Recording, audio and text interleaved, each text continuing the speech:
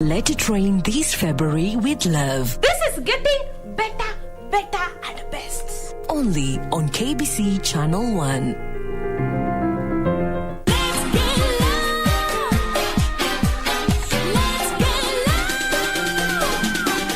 Tonight's show we dedicated to every lover in the house, man. Who are you celebrating your Valentine's with?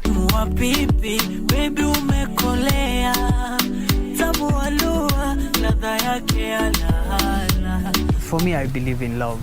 It's something I always treasure. Now, Red Sun has changed, or rather has turned into a rapper, and he just mentioned that he is here for the crown of the rap king. And hata alitag Calligraph Jones akamwambia, you know what, Kali, I am coming for this. He tried demonstrating outside the Parliament of Kenya buildings, but it was chased. Enrico has never given up, and just recently, Enrico decided to pull a new movement, yeah? He gave his wife a brand new car, not just any type of car, a Land Cruiser TX for Valentine's Day, you know, just as a gift to appreciate.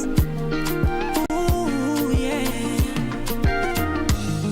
Moyo wangu wena, niwe nawe tu, nikifanizi kwena.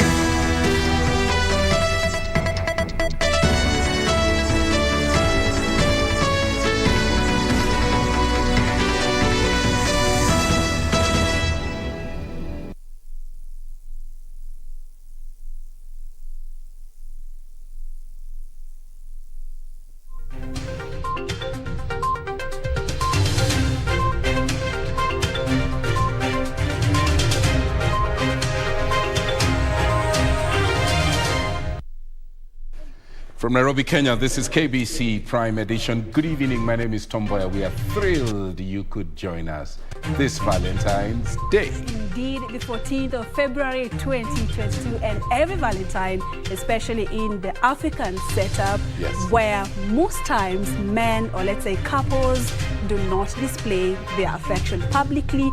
They take their time and do so on this special day. That's forbidden. Especially the younger demographic, 18 to 32. How I wish they could use that energy to go and register as voters. As voters, right. Okay, hope so then. Welcome to our comprehensive bulletin. We have the latest news, including why some Kenyans opted to donate blood as a way of showing some love to those in need. All that coming up in this live broadcast. But first things first, our headline stories. We have given assurances that we will do our part and we will continue to ensure that the country remains peaceful and stable and is prepared effectively for the transition. Our democracy has come of age. CS Matiang'i's promise of a smooth power handover after the general poll. Battle of wits. DP Ruto takes bottom-up campaign to Nyeri as Mwangi Wairia dismisses the two-horse race narrative. Plus, no change at the pump. Global oil prices surge to a near record high.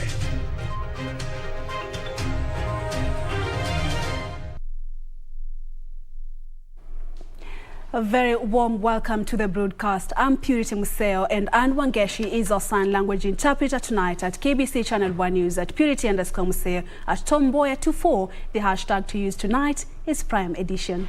And it begins right now. The government of Kuwait has donated 40 tons of food aid to be distributed to families hit by famine. Dr. Ismail Hassan, the director of Direct Aid Kenya, who received the donation at the Jomo Kenyatta International Airport, said the gesture was a clear indication of Kuwait's government's commitment to supporting Kenyans facing starvation as a result of the prolonged drought, mainly in the northern part of the country.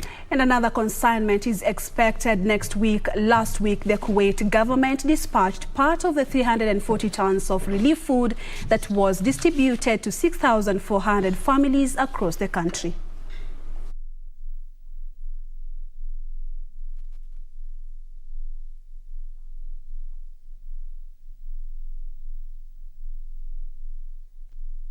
Ni ndege ya pili kutoka Air Force ya Kuwait. Amekuja kuleta chakula kutoka Kuwait kusaidia wananchi wa Kenya wale wameathirika na ile ukame amekuwa katika nchi yetu baada rais wetu Uhuru Kenyatta kutangaza kama kuna ukame na nchi inataka usaidizi. Ni ndege ya pili kutoka Kuwait Air Force amefika kutoka Kuwait kuleta chakula.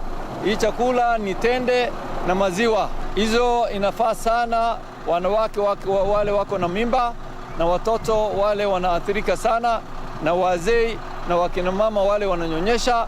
Hao ndio hii inawafaa sana, pamoja na maziwa, tende na maziwa pamoja na chakula zingine. Well, on to that story that we headlined for you. The government has assured development partners of a smooth and a peaceful transition of power after the August 9th general poll.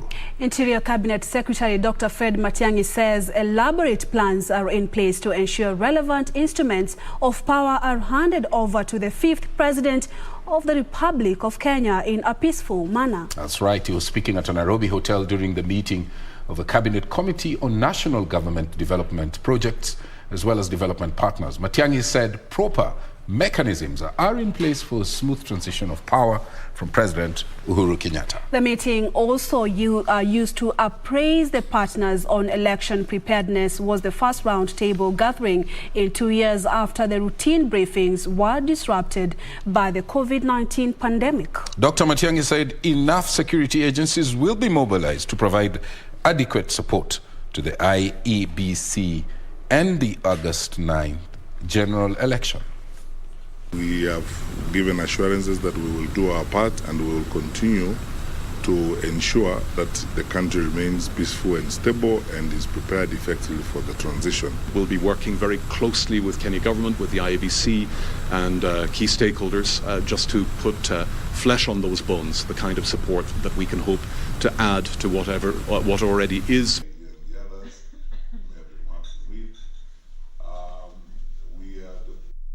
An assurance there coming from CS for Internal Security, Fred Matiang'i. Now, as the world celebrates Valentine's Day, Kenyans celebrated the day in unique and different ways. Flower vendors in Nairobi town made a booming business Monday as lovers spent a fortune on a flower or two in commemoration of this year's Valentine's Day.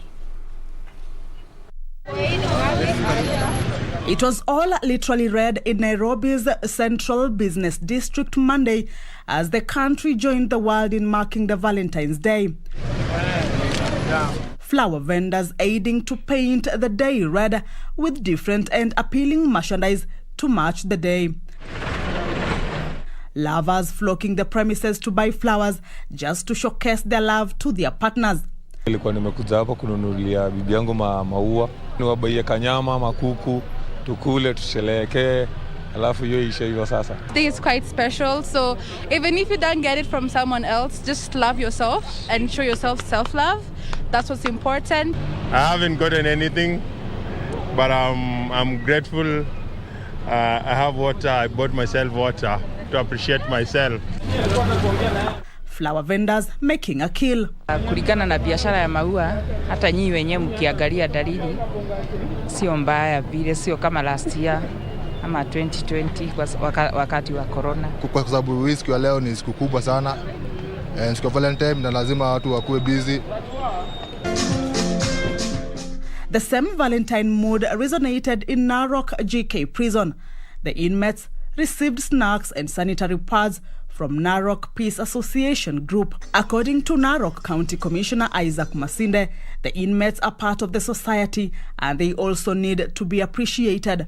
Ondoka hapa kama umesoma, kama umepatilika, alafu kuje uko nje uweze kujenga taifa. In Kericho, members of the public received a Valentine's Day gift after the county government officially opened Uhuru Gardens. During the exercise, lovers were gifted with flowers. Na huu ni uwanja wa kujivinjari. Sasa baada ya mimi kusindua siku ya wapendanavyo, mutajivinjari hapa. Now let's shift gears and move into the space of politics. The Azimio la Umoja campaign has rallied residents of Migori County behind the continuous voter registration exercise. Speaking at various stopovers in the region, Raila Odinga's allies pleaded with their supporters to enlist and vote en masse to strengthen Odinga's chances of emerging victorious in the August election. Achola Simon was in Migori County and filed this report.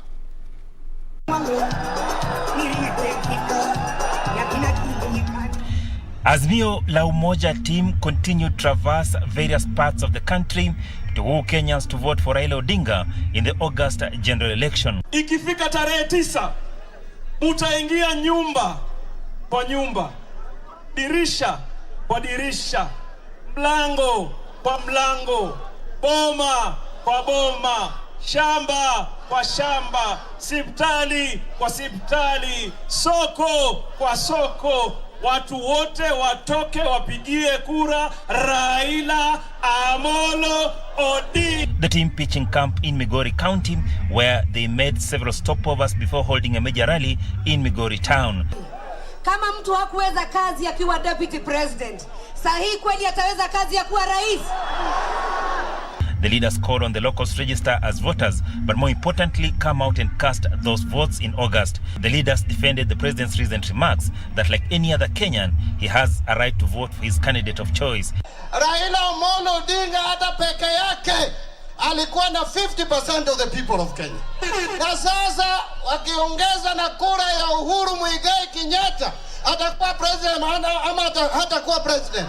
Tusidanganyane, sisi tunahitaji support ya rais. Na tunahitaji support ya watu yake. Rais alichaguliwa na watu 8,000,000. Tunataka hiyo 8,000,000 arudishe upande Raila Amolo Odinga. Wiki ijayo watu wote wa Mount Kenya tutakutana na mdosi wetu ambaye anaitwa Uhuru Muigai Kenyatta, na tunajua kwamba atatuelekeza kwa Raila Amolo Odinga. The leaders also hit out of the Kenya Kwanza Alliance and its bottom-up economic model, downplaying its ability to inspire Kenyans' economic renaissance. Uchumi wa Kenya haiwezi kuletwa juu kwa kulenga tu sekta moja peke yake ya hiyo uchumi. Kama unataka kusaidia mama mboga, kama unataka kusaidia vijana, lazima ulete walimu juu, lazima ulete civil servants juu, lazima ulete wafanyabiashara juu, ndio kila mtu pamoja tukuje juu pamoja. Achola Simon, Prime Edition, Migori County. Let's stay with politics. Deputy President William Ruto has launched what he says to be the bottom-up economic model conversation in Nyeri County. The meeting saw the DP get views from locals and traders on their challenges and expectations, saying he wants to be held accountable on all his promises. The DP said the meeting is part of his tour to all 47 counties, where he will hold conversations with locals to guide his campaign manifesto. Deputy President William Ruto was in Nyeri selling his bottom-up economic model. It is here that he took a swipe on ODM leader Raila Odinga for failing to put the government on check while he was in opposition. Mumeshindwa kuendesha upinzani. Upinzani is the easiest thing to run is the opposition. Una criticize, unapiga kelele, nini unaenda nyumbani. Sasa kama nyinyi mmeshindwa kuendesha upinzani, mtajua kweli kuendesha serikali? Ruto claims that the former premier has let down Kenyans for not pointing out ills in government. Sasa nyinyi mnatuambia saa hii miaka ndio hiyo karibu inafika huko ikielekea 80, saa hii ndio mtajua kupanga. Hapa nyuma yote hakuna kitu mmepanga mpaka imetimia.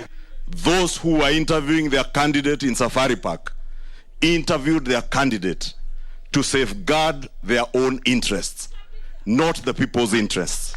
The DP calling on Kenyans to make informed decisions while choosing their representatives.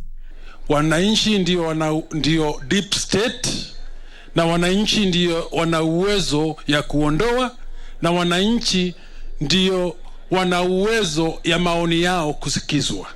Nyinyi mnataka serikali ambayo ikiingia State House inaongozwa na akina Kamanda, inaongozwa na akina Atuoli, inaongozwa na akina Murathe. Nyinyi mnataka hiyo serikali? Ruto said that his ambition is to change the dynamics of Kenyan politics to focus on the economy and the interests of Kenyans instead of focusing on leaders. Kila kiongozi ambaye anapatiwa nafasi ya uongozi lazima atimize yale mambo wamekubaliana na wananchi. Tuko na nafasi ya kutengeneza serikali ambayo tutajenga pamoja na Wakenya wote kutoka chini twende juu. He promised to help farmers get value for their money by providing readily available market for their goods and deal with cartels and brokers that take advantage of them. Serikali yetu must provide a mechanism ile mkulima atajua atainvest na ataenda hasara, na bei isiwe ile iko na mabroka na makatel wanakuja hapo katikati wanaibia mkulima, wanaenda wanatengeneza pesa. In the meeting, the DP signed with the people of Nyeri a document that will form part of his charter. Nataka tuandikiane kwanza hii mkataba ya miaka 5. Nikifaulu kwa hii miaka 5 muniongezee. Timothy Kipnusu for Prime Edition.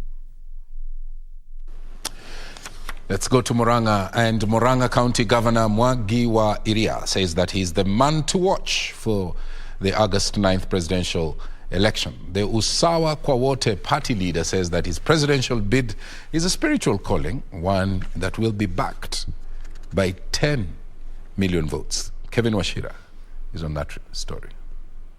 Mwangi wa Iria has ruled out the possibility of teaming up with any political camp ahead of the general election.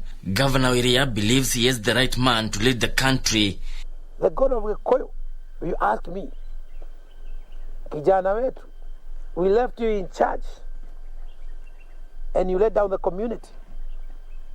I even gave you 2 terms for you to be the governor, and the only governor whom I gave 2 terms in central Kenya because of a vision for you. And you abandoned my people. What will I say? I don't want to carry a curse. Wairia moved to dismiss claims that the presidential election is a 2-horse race. But even as Wairia fancied his chances, Democratic Party presidential candidate Justin Muturi was busy sustaining his push for a realistic path to attainment of universal health coverage. If we standardize medical fees and medical charges in treatment in all our public offices, public hospitals and healthcare delivery systems, facilities, it will just mean that you have that fewer people, doctors and other medics, going into private practice. The August 9th general election is shaping up a contest of ideas, with every candidate believing that the agenda is representative of the needs of the citizenry. Na nitahimiza wale ambao wako kwa kiwango ya juu nao pia waangalie wale wako kwa kiwango ya chini ili tuinuane kama watu wa Busia. A section of the political class is in the meantime urging the Independent Electoral and Boundaries Commission to conduct proper civic education ahead of the general election. The United Green Movement also want IBC adequately funded to enable it oversee a transparent poll. 5 months to election, we're having the commission say they have a deficit of 4.8 billion, and we're requesting the Parliament of Kenya to facilitate, and once facilitated, to use the money for their core mandate. Yeshoke Washira, Prime Edition.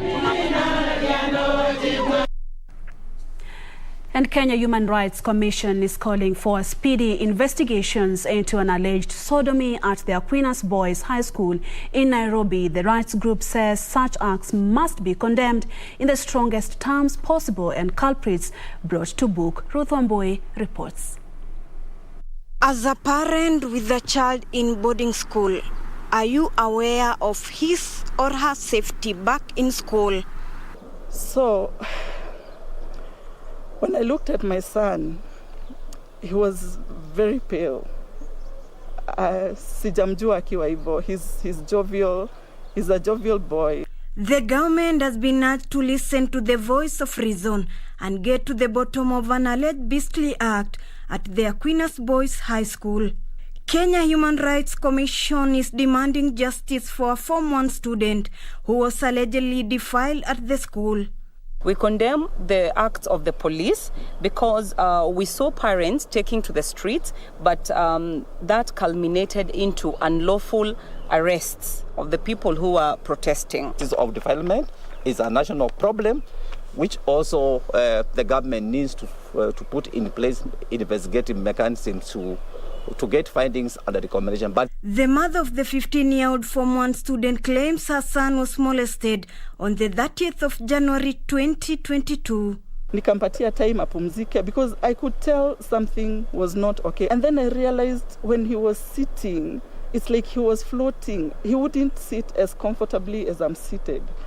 It's only that I had my fears as a mother. It's only that it wasn't yet confirmed.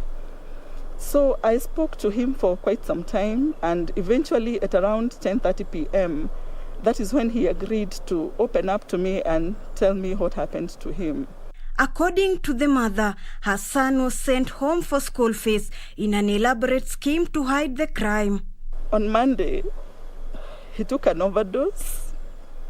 He was taken to hospital by fellow students who knew what had happened. The school didn't tell me anything about it. They didn't even tell me to go and pick my son, that he had attempted suicide in school. But in a quick rejoinder, Aquinas Boys Principal Stephen Gathi said initial internal investigation has shown that there was no proof of the alleged defilement. Sometimes the easiest story to sell with a student who does not want to be in school, that is the story they carry. Because the parent will buy that one very fast. In the dormitory, there is a cubicle where they sleep, the 15 of them. So over that night, we have gone through the footage of the camera, CCTV. There is a person who sleeps over him because it's a decker. The boy says there was no commotion, there was nothing up to morning. All the members of that cubicle, they are saying they did not hear anything. And that's not something that will happen, and the person does not scream or raise alarm. So the recommendation is that the boy be brought. If he knows the culprit, we pick him. If he doesn't know, then we know the time, so that we can use the other means of investigation. Ruth Wamboy reporting for Prime Edition from the county of Nairobi. Well, that story brings us to a fast break right here on KBC Prime Edition. Absolutely, and keep talking to us. Even tell us how your day was and where and how you celebrated your Valentine's at KBC Channel 1 News at Purity_Museo. The hashtag is Prime Edition. Stay with us.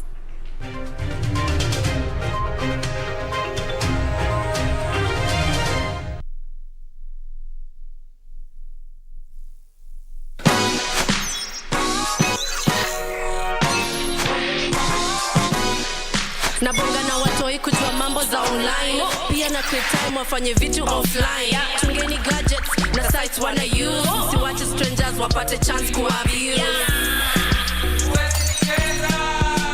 Nimeshindaje press kompe sija participate. Unadai info yangu na iko private. Say identity yangu haupati utumi. Vitu zangu ni zangu na bado nitazishikilia.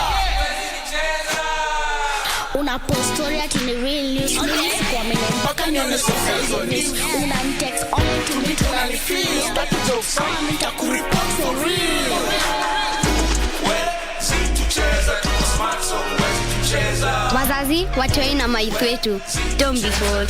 Get cyber smart and enjoy safe entertainment and education online. The Communications Authority of Kenya. Mawasiliano kwetu, nguvu kwako.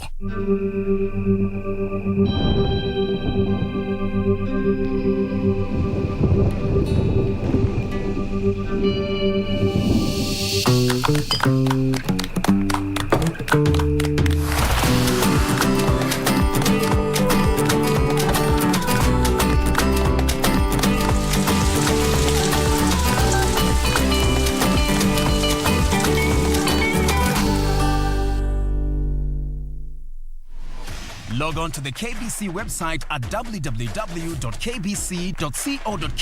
to get the latest breaking news, entertainment, sports, politics, lifestyle or business trends from Kenya and around the world. Never miss new episodes from your favorite TV shows, reruns and movies. Just stream online or watch live on your YouTube channel at KBC Channel 1 TV shows. For the day's biggest stories, trustworthy news and family entertainment, log on to KBC Channel 1. Watch what you want anytime, anywhere.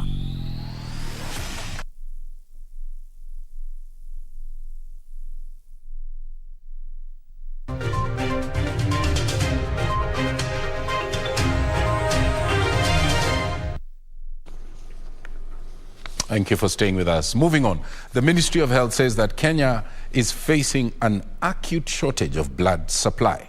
Health officials are now calling on Kenyans to use this Valentine period to show some love by donating blood to save lives. The health stakeholders say that this is the best gift that one can offer someone this Valentine period. Here is that report. Kenya has embraced the culture of a blood donation campaign every February 14th, the Valentine's Day, as a way of rallying Kenyans to show love to the needy through voluntary blood donation. Red is the color of love, but red is also the color of blood. So that shows you that there's quite a relationship between celebration of love and the efforts that we must make to make sure that blood is available for our loved ones whenever they need it, because without blood, then we are not guaranteed of their next life. Just like previous years, Kenyans did not disappoint this year, as the donation center in Nairobi was fully packed. Can you please come and donate some blood? Because we need over 1 million pints a year, and we're not even reaching 300,000. And when your loved one dies because there's not enough blood in the blood bank, it's because you never took the responsibility to give some blood. According to the director of the National Blood Transfusion, Tissue and Organ Transplant Service, Dr. Nduku Kilonzo, the country was still way behind its annual blood bank target. Here during Valentine's, many of you had questions about how we were going to reform, and I gave some ideas about what we thought we wanted to do in blood collections, in making sure that not only is it collected, but it is used appropriately, and making sure that it is available to Kenyans. The noble gesture replicated in Bungoma with youth across the county, marking the Valentine Day through blood donation. Tumeweka target ya wiki mzima hii ya Valentine. Tumepewa target na National Office ambayo ni 400 pints 430, na tunaamini ya kwamba wakati tunaona kwamba shughuli inaendelea, tunaamini ya kwamba hii wiki, wakati Valentine wiki itaisha, tutakuwa tumepata hiyo idadi. The youth also donated foodstuff to patients at various hospitals in the county. Kila siku tunahitaji kama like 50 units kutumia katika Bungoma County Referral Hospital na katika tena mahospitali zetu zingine zote zenye siko Bungoma. Sasa sisi shirika letu Kenya National Blood Transfusion Service, tukipata damu wanga tunasambaza kwa all transfusing facilities zote Bungoma ili zinatupendi kwetu kupata damu. According to the World Health Organization guidelines for the proportion of donors relative to total population, Kenya should be collecting as much as 1 million units of blood per year. Elsewhere, students of Mboya Girls High School in Baringo Central School walked for kilometers Sunday evening, demanding answers following the mysterious death of their colleague. Their counterparts from Sabor Secondary School in Baringo South meanwhile sought audience with the County Education Office of a persistent water shortage. Here is Kamcha Menza with the details. It is Monday morning at the Cabernet Stadium in Baringo County. These learners who had trekked for kilometers from their schools the previous night meet, but on different missions. We are in grief with the entire... A closer look into their faces, a display of sorrow. Students from Mboya Girls High School say they are here to speak up against alleged negligence. Even when we are mourning our dear sister in a painful situation, and someone there caused it. They accuse the school administration of being insensitive to their welfare. Mtu anakuja na 450 Mboya, anatoka na D+. Some parents come and complain, mnashangaa ni nini mbaya? Ni shida tuko nayo huko ndani. Watoto wenyewe wamesema kulikuwa na negligence kwa sababu walireport kwamba mtoto ni mgonjwa, na wanasema kwamba hakuna hatua ilichukuliwa. Wanafunzi wanapopeana shida zao, wale ambao wameachiliwa kazi hawachukuli maanane mpaka tumepoteza a very precious life. Ministry of Education iweze kuongea na wale counselors ili waweze kucancel hao watoto sababu they are traumatized. Ukiona watoto, tumekuwa na watoto hapa kuanzia asubuhi na unaona wanalia kilio cha kindani sana. For the students of Sabor Secondary School, it is the same script but different cast. The learners say their taps are ever dry and their plight appears to have taken a back seat. How do you put 1,000+ students in a school without water? What do you want them to do? To produce water from where? Ndio sababu tumekuja kuongea na wao. The rest we are going to do from school.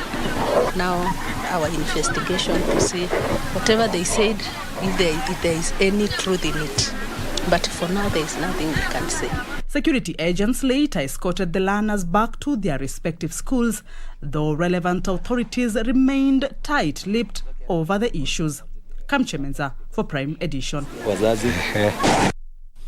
Now, the Kenya Film Classification Board has banned the Badai-Do film from exhibition, distribution, possession, as well as broadcasting within the country's borders over claims of propagating the same-sex marriage agenda and an acceptable way of life. KFCB's acting Chief Executive Officer, Christopher Mboya, says that the 147-minute film of Indian origin that was submitted for classification on February this year showed multiple scenes of lesbian and gay affection, which is in complete disregard of the country's cultural values and beliefs. The Kenya Film Classification Board pronounced the 147-minute film as unsuitable for consumption within the country's borders, as it contradicts Section 162, 163 and 165 of the Penal Code, which criminalizes homosexual behavior. Claims in the movie such as love is love, I am okay with my son being gay, gay people can adopt, among others, as portrayed in the film, fly in the face of our laws and values. While adults have a right to choose what they consume within the parameters of the law, children and other vulnerable segments of society are at the risk of being corrupted by content of this nature. KFCB acting CEO Christopher Mboya says after careful examinations both internally and externally, the film has been noted to have an obvious attempt to promote the same-sex marriage agenda. The board remains vigilant to ensure that films exhibited in Kenya promote our cultural values, including preserving the institution of the family. The board shall remain vigilant in monitoring film and broadcast content shared on social media platforms and other broadcast channels in line with our regulatory mandate. The board further noted an increase in audiovisual content that seeks to promote and normalize gay themes and ideologies, to which they said affirmative action will be taken. Parents, guardians and caregivers have been called upon to remain vigilant and monitor what their children are consuming and guard them properly.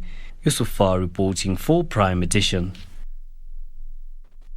And the Kenya Medical Practitioners, Pharmacists and Dentists Union, KMPDU, has moved to court seeking to have Health Cabinet Secretary Mutahi Kagwe, the Kenya Medical Supplies Authority Chairperson Mary Mwadime, and the acting CEO KEMSA John Kuma Kabuchi summoned for contempt of court. The three are alleged to have sent KEMSA officers on compulsory leave, which is tantamount to terminating their contract. The court had on November stopped KEMSA from declaring redundant or terminating services of a staff, with a judgment expected on the 24th of February. According to the Kenya Medical Practitioners and Dentists Union KMPDU, the Employment and Labour Relations Court had issued a ruling stopping KAMSA from enlisting the military and National Youth Service from overseeing its operations, as well as stopping it from declaring redundant or terminating services of its staff pending a judgment. KMPDU now claims part of the orders by Justice Ocharo Kebira have not been followed, and 29 senior officials have been sent on a 45 days compulsory leave, which is tantamount to terminating their contract. They now want Health Cabinet Secretary Mutahi Kagwe, Kenya Medical Supplies Authority Chairperson Mary Mwadime, and the acting KEMSA CEO John Kiyomi Kabushe summoned for contempt of court. Meanwhile, 4 police officers attached to DCI Langata have been charged with robbery with violence. The 4, who include Anthony Movaka, Cornelia Stephen, Tom Omondi, and Kennedy Omondi, are alleged to have abducted Vincent Ochieng Odembo forcefully and robbed him $2,400 and 40,000 Kenyan shillings. Appearing before Milimani Chief Magistrate Wendy Mishemi, the 4 were granted a bond of 500,000 Kenyan shillings with one surety and a cash bail of 300,000 Kenyan shillings. The case will be mentioned on the 3rd of March for pretrial directions. Sarafina Robi for Prime Edition. Proceedings. Well, that judgment will be in 10 days' time, and of course we will be following that for you. Now, hundreds of political and religious leaders have resolved to sign a peace treaty at the end of the last phase of Cold War in Korea. While at a 3-day World Summit 2022 in South Korea, Senegal's President Macky Sall, who is also the chairman of the African Union, urged the Korean Peninsula to build peace through courage, trust, and dialogue. Former U.S. Vice President Mike Pence told the involved parties to work together for the common good. A section of world leaders converged virtually in person in Seoul, South Korea for the World Summit 2022. The religious and political leaders from 160 nations expressed the need to create a peace pact between South Korea and North Korea. The Korean War took place from the 1950 to 1953 over border tussle. Senegal's President Macky Sall, who is also the chairman of the African Union, told attendants at the summit that the Koreans would build peace through honesty, courage, and meaningful relationships. Former U.S. Vice President Mike Pence called on nations to join hands in uniting Korea and end human conflict globally. A number of speakers at the annual event condemned challenges jeopardizing peace globally and expressed need for a safe platform for dialogue in establishing mutual trust among nations.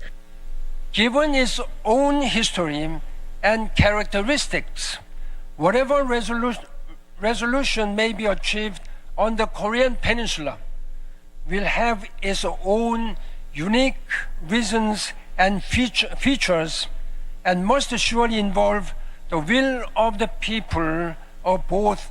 Whatever the type of plan for the reconstruction of national and world economies, whatever renewal and development that must be prepared for a glimpse of the economic and vital sectors of society, a new human conscience oriented toward the love of one's neighbors, respect and human dignity, and the right to be different, active human solidarity, and life for the good of others. 종교들의 목적은 하나. 절대자. The Peace Summit further honored a British vaccinologist and a Global Vaccine Alliance with a Solhak Peace Prize in the fight against COVID-19.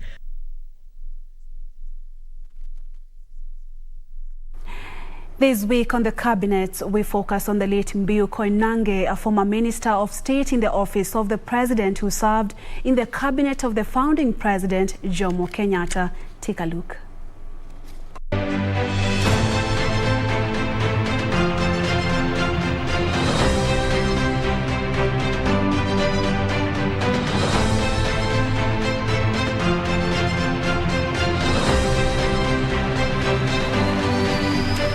Born in 1907 in Juno, Kiambu County, Mboya Koinange was the eldest son of Koinange Wambiu and Wairimu, who had 7 children.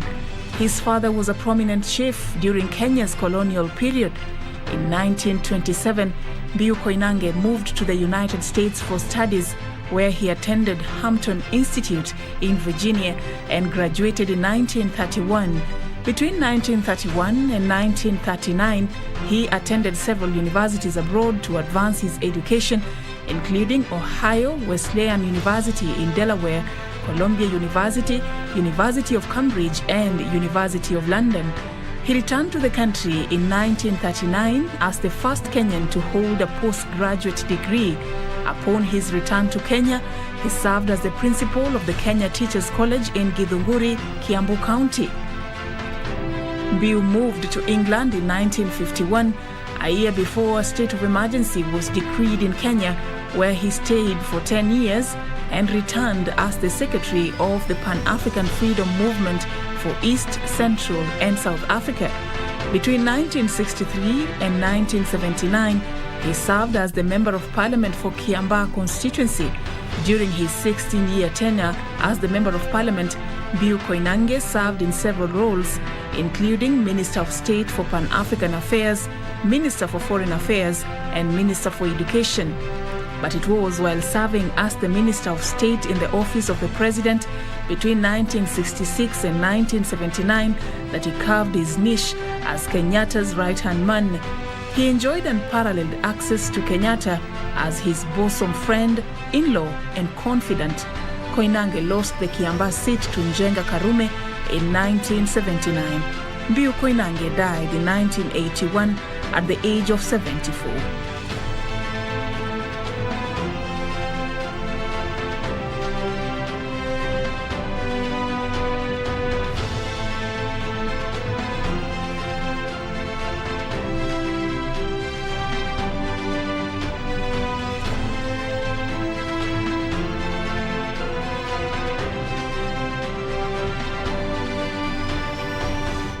Cabinet, straight back to the studio for our second break. Absolutely. And Betty Kiptum, it's nice to see you tonight.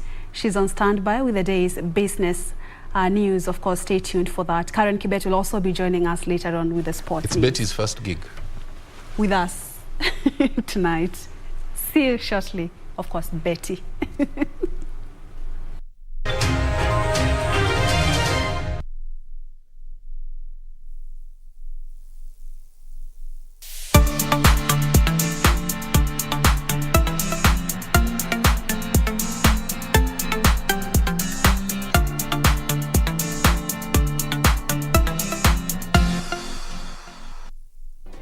Do you have a news story to share with KBC? Get in touch swiftly on email news@kbc.co.ke or call 0723-892-654 or 0734-780-124. Mundos divididos por una sombra de traición.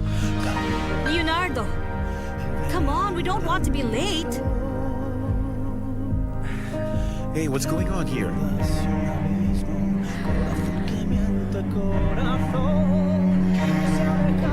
What's the matter? I'm sorry, man. But I'd prefer if you don't come. It's hard enough as it is. I'm going with you. Believe me, it's much better this way. Leonardo's not protecting Mariela because he sees her as a daughter, but because he's in love with her. He wants her for himself. Lying heart. Fue sembrando el veneno y la ambición.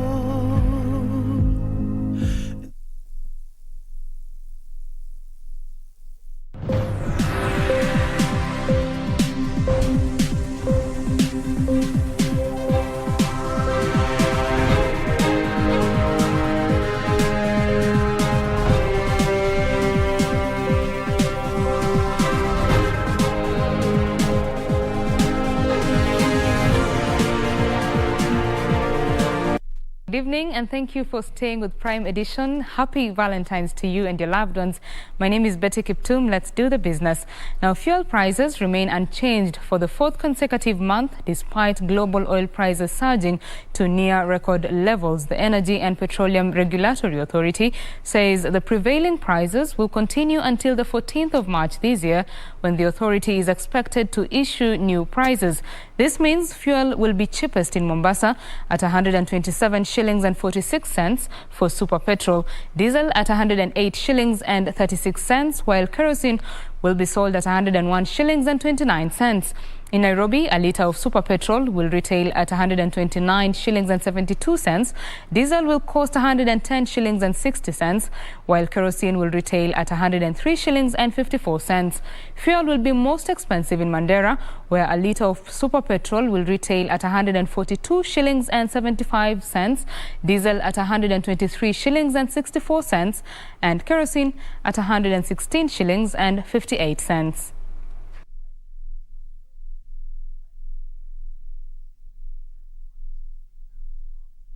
And the Central Bank of Kenya is forecasting a decline in non-performing loans in the trade and personal and household sectors in Q1 of 2022. The CBK notes this would be as a result of the continued recovery of the economy, but the demand for credit in other sectors will remain unchanged. In the final quarter of 2021, credit demand in the trade, personal and household and manufacturing sectors was on a steady rise. The Central Bank Quarterly Credit Survey shows that the trade and household sector credit demand is set to decline within this quarter, with the demand in the manufacturing sector remaining unchanged. Banks expect to intensify their credit recovery efforts in 9 economic sectors, except for the mining and quarrying and energy and water sectors. The intensified recovery efforts, the banks say, are aimed at improving the overall quality of the asset portfolio. The main sectors that banks intend to intensify credit recovery efforts in order to enhance reduction of NPLs, therefore improving the overall quality of their asset portfolio, are the personal and household sector at 84% and the trade sector at 81%. The portfolio of unserviced credit in the tourism, restaurant and hotels remains high at 82%. CBK quips the economic impact of the COVID-19 pandemic will continue to linger till the fourth quarter of the fiscal year 2022-2023. Reporting for Prime Edition, my name is Ibak Said. And the Kenya Civil Aviation Authority is reviewing regulations guiding the aviation sector in order to strengthen safety and security of air transport. The review is aimed at ensuring Kenya's aviation sector is in compliance with industry developments locally and internationally. Aviation stakeholders will examine the 30 regulations under review that were first discussed in June 2021 and have now been refined to incorporate the feedback provided then. The aviation regulations are being reviewed to ensure compliance with developments in aviation industry and eliminate implementation challenges encountered while executing the existing regulations. KCAA Director Captain Gilbert Kibe has emphasized the importance of having meaningful stakeholder engagement to fortify aviation safety and security.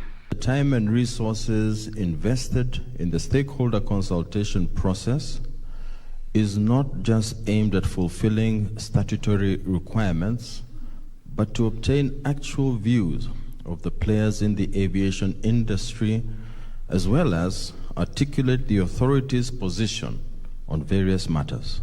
KCAA Chairman of the Board of Directors, Engineer Joseph Ngadayo, assured that the authority is committed to maintaining Kenya's position as an aviation hub in the region. Industry-based practices come in handy in ensuring that our regulatory framework is responsive to industry dynamics and enhances the level of safety. The aviation regulations under review touch on safety management, personnel licensing, approved training organizations, helicopter operations, and air operator certification and administration, among others. Reporting for Prime Edition, I am Teresa Mutai. Now, non-deposit-taking SACCOs have until June to start remitting new levy to the SACCOs Society Regulatory Authority. The levy, to be charged at a rate of 0.165% or 8 million shillings for SACCOs, has faced major opposition from players. SASRA says it targets to collect 138 million shillings from the non-deposit-taking SACCOs in the next financial year once the levy order is operationalized. SASRA's mandate was expanded last year through the SACCO Societies Regulations 2020, which gave the authority powers to supervise non-deposit-taking SACCOs. The new levy, which is at public participation stage, is expected to be gazetted later this year. The next thing is just to gazette, to ask the minister to gazette the levies, which probably may be by next quarter financial, that's the fourth quarter of this financial year. SASRA says it runs an that has negatively affected its oversight operations, jeopardizing members' savings. The regulator now says it plans to impose on SACCO societies levies that will net at least 138 million shillings from 169 non-deposit-taking SACCOs, with combined deposits of 84 billion shillings. But to use that, then you'll be talking about marks of about 100 million that we may collect from this. Yeah, and that would be like 20% growth in our budget. SASRA's Chief Executive David Bonyo says the levy will be capped at a maximum of 8 million shillings as stakeholders seek to place a fixed figure as opposed to percentages. It's not going to target the deposit per se. It will be backed on the surpluses that will be realized by these SACCOs. The new proposal has faced a serious opposition from affected SACCOs who are saying the levy will increase their costs of operations and eat into shareholders' profitability. This comes as SACCOs are projected to register a 10% growth on deposits for the year 2021 calendar year. We have not seen a huge dent, even as we approve the account. The dividend and rebate returns to members is not being hit, it's not being affected severely. The cooperative sector commands an asset base of Kenya shillings 1.3 trillion and 885 billion in savings and deposits. The loan portfolio currently stands at Kenya shillings 860 billion. The growth propelled by diversified membership helped the societies weather the COVID-19 effects.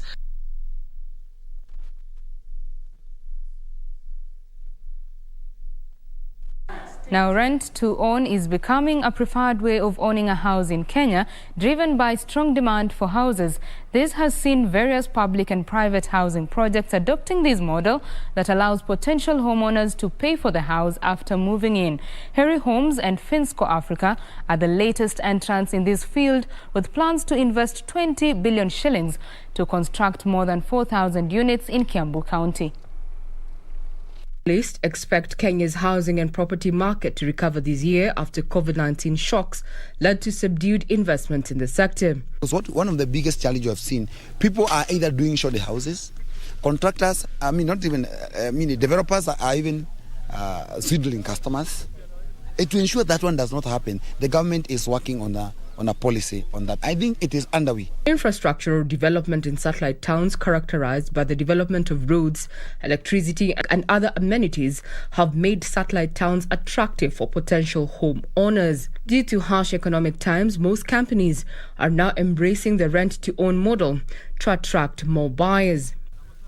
Because customers have been really swindled. But to ensure and give customer a lot of credibility, what we are trying to do and to ensure is we are putting customers' money in escrow account.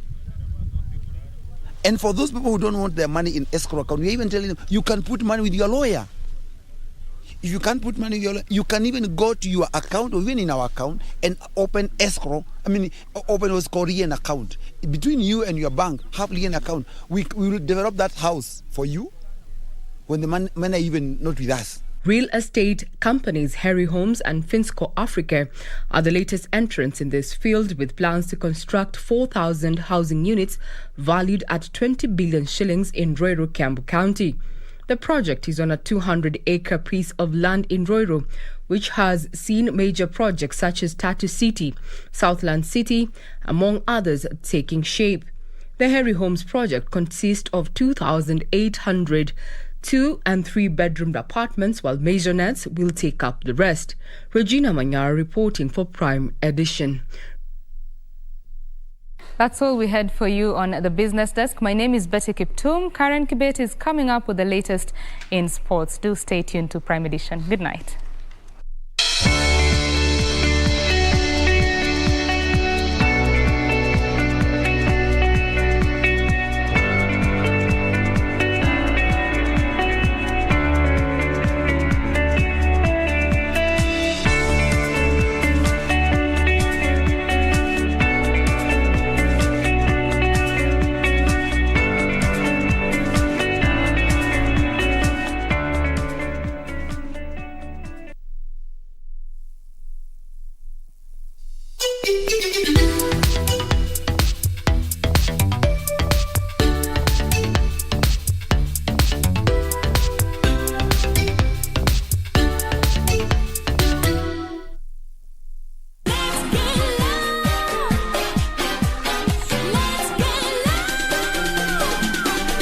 Tonight's show we dedicated to every lover in the house, man. Who are you celebrating your Valentine's with?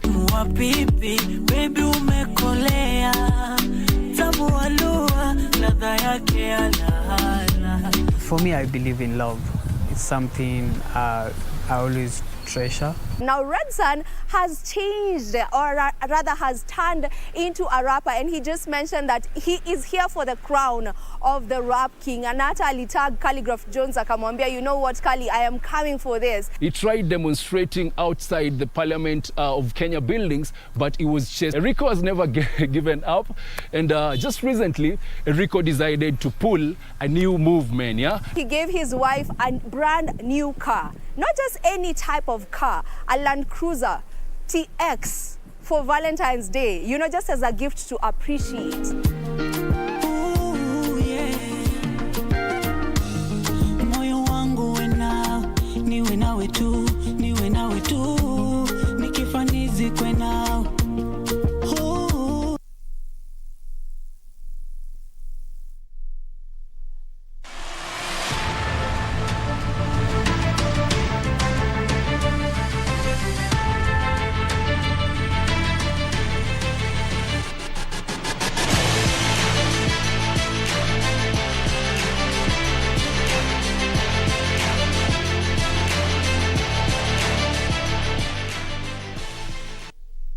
Welcome back. I do hope you had a day that was full of love. Let's now take a look at what's making headlines in the world of sports. My name is Karen Kibet.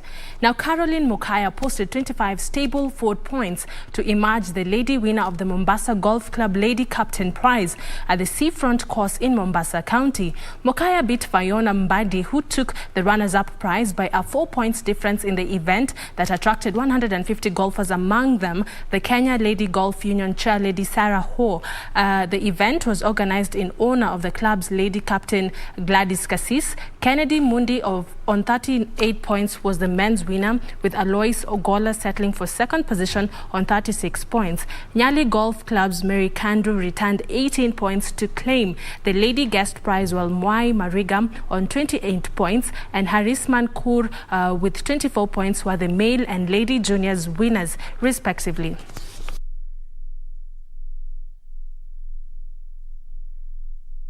Badminton officials and players are calling upon the Ministry of Sports to chip in and help the Kenyan Federation in overcoming the current alleged wrangles so as to help revive the game. This comes after protests by players and coaches after the World Badminton Federation suspended Kenya from taking part in international competitions. Kenya Badminton team captain John Wanyoike stated that the national badminton team had begun the journey to qualifying for the 2022 Commonwealth Games. However, the country was suspended. He has called on the ministry to intervene and rescue the current situation. Who are suffering now. As players, this is our way of life. This is how we survive. We have families and they depend on us. This is the only thing that we are sure it can pay our bills, because it is what we do. It is what we've been doing for many, many years. Kenya Taekwondo Technical Manager Nesmas Mbati has said the team, which took part in the just concluded Turkish Open, has gained a lot of lessons and experience as it prepares for the 2024 Olympic Games. The Kenyan team consisted of Innocent Wafula, Evelyn Alwoch, Mary Mureo, Aliakim Ogenga, Milka Akenyi, Sharon Wafula and Shwan Michael. The championship attracted participation of players from Iran, Korea, Kazakhstan, among others.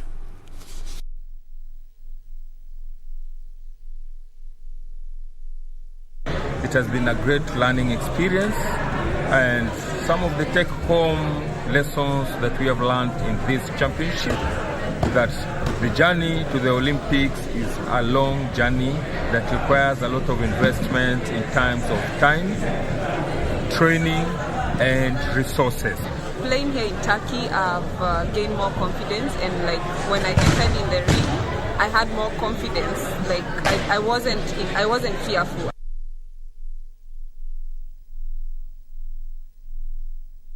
Kenya emerged the overall winners at the just concluded East Africa Club Boxing Championship in Dar es Salaam, Tanzania. Kenya pugilists bagged 11 medals, 8 gold, 2 silver and 1 bronze. The national boxing team hit squad captain Nico Koth bagged gold for Kenya in the lightweight 60 kg category after humbling compatriot George Wanaina.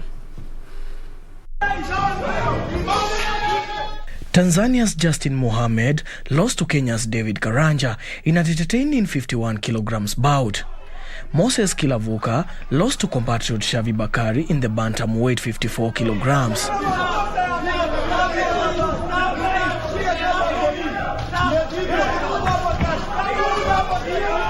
Isaac Meja saw off Raju Haji of Tanzania in the featherweight 57 kilograms category. Samuel Njau trounced Musa Abubakar on points, while Washington Wandera humbled Juma Kaiser on points. In the light waterweight 63.5 kilograms category, Anthony Maina defeated Isam Bwana, while Kenya's Boniface Magunde bagged gold after trouncing Tanzania's Maolo Hali on points.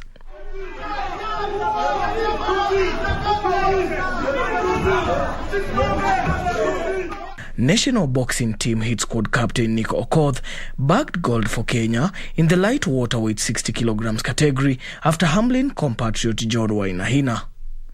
The focus now shifts to the African Zone 3 Boxing Championships slated for March in Tanzania. Daniel Mwendwa, Sports.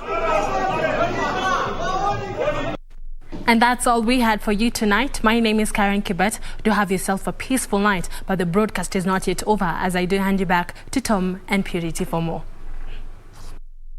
Thank you, Marakwet. Before Purity gets on set, Kenya will feature local investment opportunities in the manufacturing, energy and ICT to Gulf Cooperation Council during the business forum slated for Tuesday at the Expo 2020. That's underway in Dubai at the United Arab Emirates. The Kenya Pavilion has continued, by the way, to attract a high number of visitors, believe it or not. And today, Valentine's Day, the delegation took time to market the Kenyan flowers, which are among the leading export produce and foreign exchange honor. Here are the details with our reporter, Ronald Owili.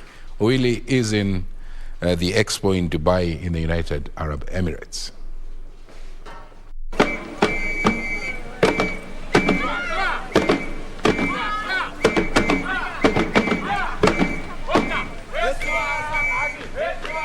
Well, what we're looking at is a huge opportunity in the GCC region. Our current exports to the GCC are not massive, but we're looking at 54 million people in the GCC. We're looking at a $3.5 trillion economy, which is bigger than the size of the entire Africa economy. So huge consumer power, huge buying opportunity in this part of the world. And yes, we, for example, the floriculture sector, we export flowers into this region directly, but that actually is only 10% of what they actually buy. And they were also buying our flowers from the rest of the world. A lot of their flowers, Kenyan flowers, go to Amsterdam and then come back here. We have 5 GCC countries coming tomorrow at the business forum. And so we'll be looking at inviting them to invest in the different sectors, construction, tourism, manufacturing, name it, and so we'll be looking at that joint ventures and different investments. But we're also showcasing, we're also in the global village, and we have our SMEs there who are selling stuff, and here's a good market to be able to sell some of the things that they're producing. And now, with our SMEs, they're producing really, really good stuff. With a theme tailored around trade, investment and tourism, the Kenyan Pavilion here at Expo Dubai 2020 continues to receive thousands of visitors. As of today, 205,000 people had visited the Kenyan stand. And being one of the largest cut flower exporters in the world, the country had a gift to give on this special occasion. It's such a nice gesture. Thank you so much. I'm feeling very great. It's very good. It's such a nice gesture. Thank you so much. Everyone on the globe is here, and it's important that Kenya, we also represented here, because here we are talking business, we are talking culture, we are talking about perspectives. Every country is trying to showcase who they are and what they are looking at into the future. And therefore, as a country, we also have an image that we want to build through this. It's important that we look at our sectors, and the floriculture sector is one of our important sectors in Kenya. When you look at our economy, we know that the floriculture is the second export commodity from Kenya. And therefore, for us to tell the world that we are here, we are ready to export, we are ready to do business with you in terms of giving you quality flowers and ornamentals. This is why we are.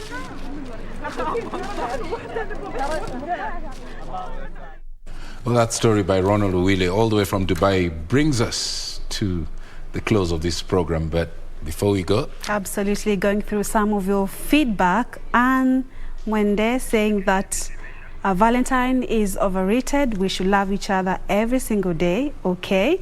Then we have Amos, happy Valentine's to my dear mom. Okay. Evans Kidiga tuned in from University of Eldoret, and there is one person here, Tom, who is saying, I hope Tom brought you flowers. I hope so too. And chocolate, white chocolate. And white chocolate. Thank you so much for watching Prime Edition this Monday night, Valentine's Day. If you're yet to receive your flowers, the night is still very, very much young. I'm Purity Museo, and Wangeshi has been our sign language interpreter tonight. Thank you once again for watching. Good night and God bless. And I'm Mboya. Every Monday and Tuesday is always our Valentine. Good night from Nairobi, Kenya. Bye-bye. Bye-bye.